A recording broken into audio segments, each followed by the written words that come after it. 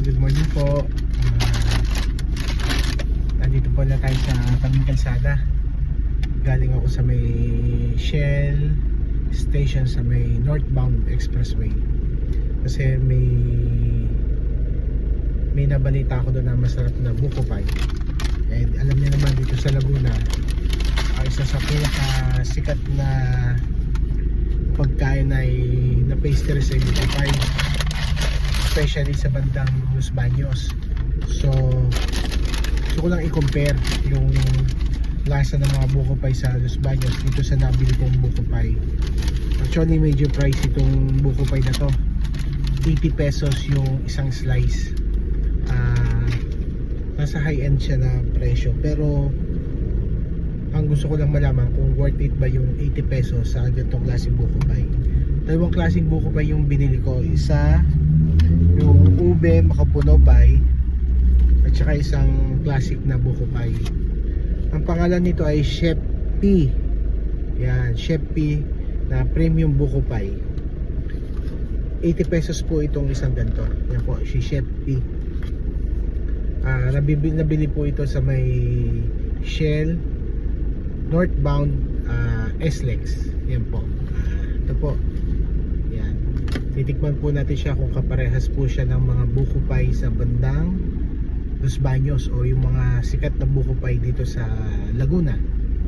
Kasi hanggang packet na Tagaytay marami itong mga nagtitinda ng buko pie. So gusto ko malaman kung parehas ba siya lasa, kung mas masarap ba siya, or masasayang yung 80 pesos natin. Kasi 80 pesos tong gantong kalaki lang gantong slice. O, dito natin malalaman kung worth it ba siya. Hindi ko natanong kung magkano yung yung isang box nito, pero kasi nga tetesting ko pa lang naman, malaman natin. Dalawang klase ito yung classic, then ito yung ube buko pie. Yan. Chef P premium buko pie slice. Marami siyang flavor parang meron siyang melon, merong chocolate pa ata to, tapos yung ube tsaka yung classic na buko. Ngayon tikman ko muna tong ube sa lasa. Tikman natin. Ayan, buksan natin Andito lang tayo sa loob ng sasakyan ko. Hindi na tayo bumaba. Buksan natin. Open natin itong buko pie na ube buko pie ng Chef P. So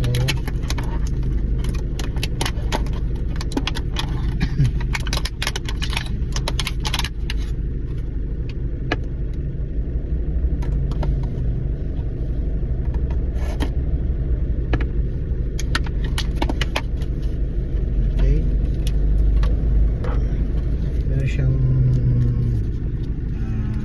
papel pa sa ilalim para siguro hindi siya madumitingnan, tsaka medyo magandang kainin. Meron siyang pang tissue. So yan, tikman natin kita niyo yung layer ng buko. May layer siya ng buko tapos marami siyang ube. Ayan kitang kita naman siya Ayan, look niyo sa camera. Yan siya Chef P ube buko pie. Ayan. Tikman natin kung gaano siya kasarap o kaparehas lang ba siya na ibang buko pie dito sa Laguna.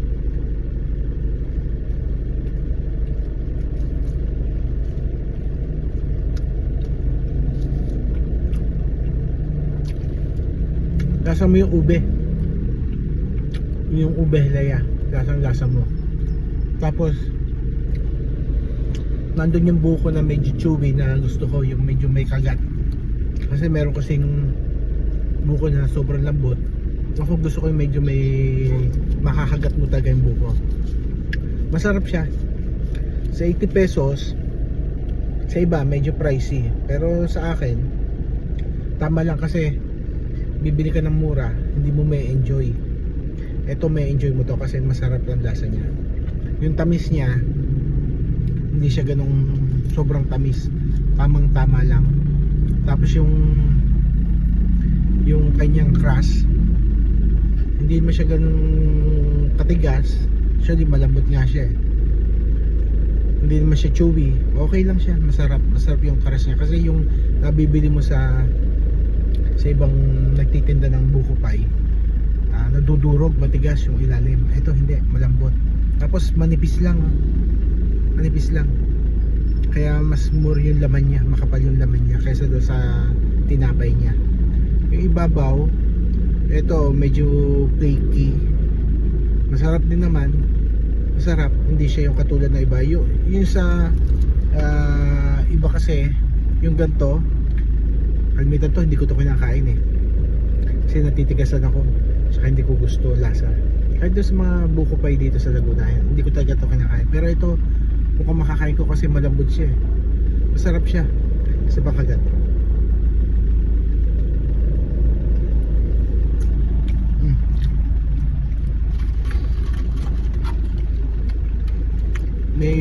May lasa siyang butter, may margarine, pero parang butter, masarap. Actually nag-enjoy ako doon. Hindi sayang yung 80 pesos nyo kung bibili kayo ng ganito. Kasi yun lang naman magiging tanong dyan eh, yung medyo pricey siya kumpara sa iba. Kung worth it ba yung ibabayad mong 80 pesos. Sa akin okay na yun kasi may enjoy mo naman kaysa bumili ka nga ng mura na hindi mo naman ma-enjoy.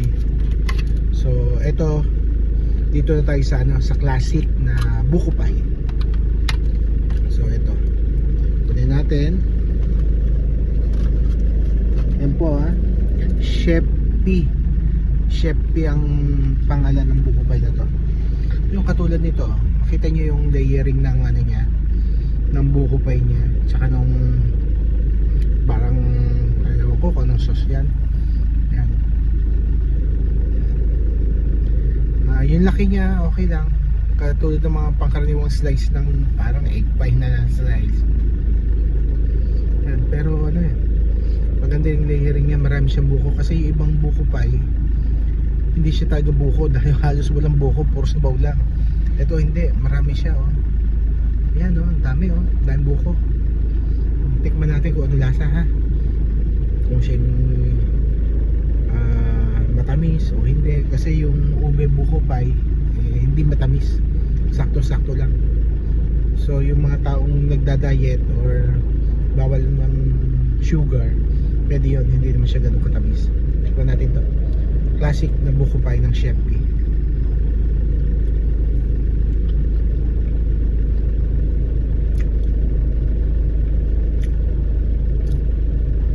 Nasa mo rin yung butter. Yung buko ganun din, may kagat, makagat mo siya. Hindi rin siya ganun katamis katulad ng ibang nakakain kong buko pie na matamis. Meron akong natikman na medyo matamis na buko pie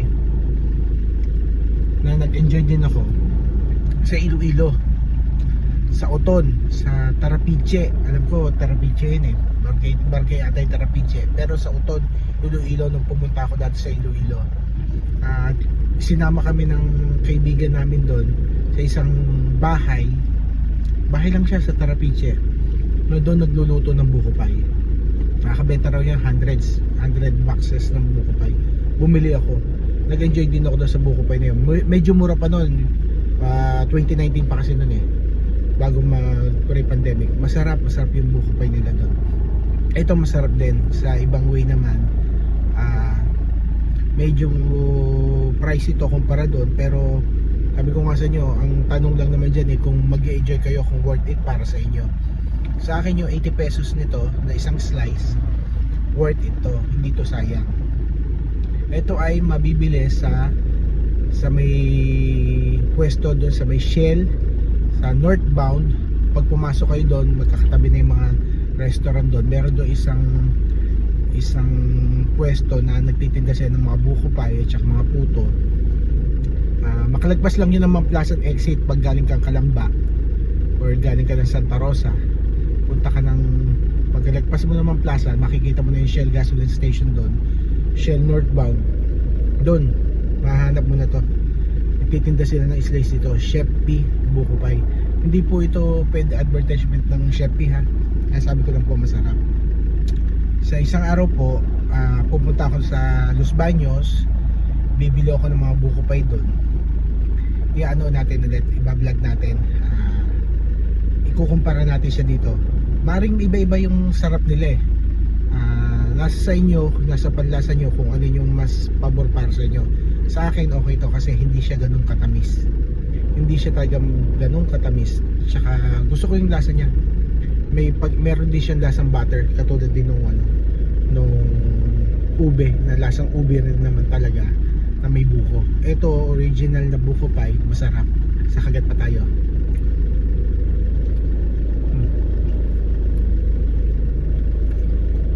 Makakagat mo talaga yung buko. Nasa talaga yung buko. Tapos yung cream na kasama niya masarap. Kung mahilig kayo sa kape, sabayan nyo nito yung ganito klaseng buko pie.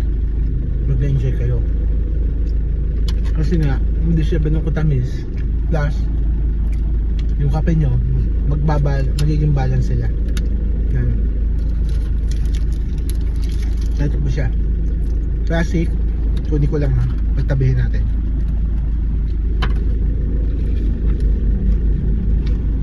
Ito yung classic na buko pie. Ito yung ube buko pie. Yan. So itong dalawang to ay 180 pesos. Yan. Mabubusog ka na dito sa dalawang to. Yan. Ganda tignan nung ube, di ba? Ubing-ubi talaga siya. Oh. Ganda.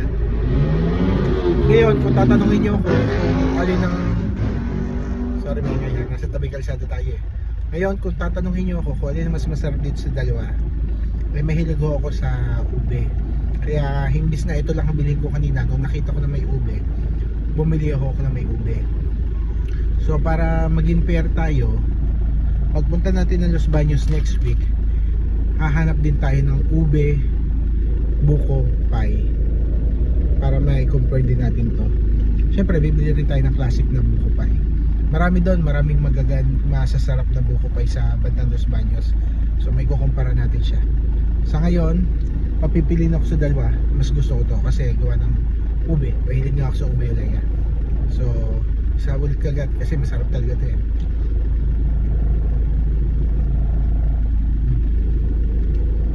Nakakalukas. Malambot kasi. Yung ba kasi hindi ganun kalambot. Kaya hindi ko makain. So yan. Sa pagbili natin yung buko pie, nakita natin yung difference ng ube tsaka ng original. Para sa akin masarap yung ube kasi nga mahilig ko sa ube. Then abangan nyo next week or this Saturday yung magiging review ko naman. Kukumpare ko to sa mabibili natin sa Los Baños na pili tayo siguro na doon mga dalawa na tindahan ng buko pie. Tapos hanap din tayo ng ube buko pie sa kanila. Yun. So bukod dito, wala na akong binili pagkain eh. Dito pa lang busog na ako. So yan. Kita-kita tayo ulit next week. Tignan natin yung sa Los Baños. I-vlog ko rin yung pagbili ko doon para at least makita nyo kung alin yung mahaba pila, alin yung walang pila, alin yung presyo nila. Tapos malaman natin, compare natin sila. Sabihin ko rin sa inyo yung honest opinion ko o yung para sa akin na masarap. Although pwede sa inyo na mas masarap yung isa. Sa akin lang, yung opinion ko lang kasi ako yung panlasa ko lang yung makakapagsabi nun eh. Sana nag-enjoy kayo. Sana may hilig sa buko pie. Punta kayo doon, tikman nyo. Mag-enjoy kayo lalo na yung mahilig sa ube kasi masarap naman talaga, no? Okay, sige, salamat. Good day.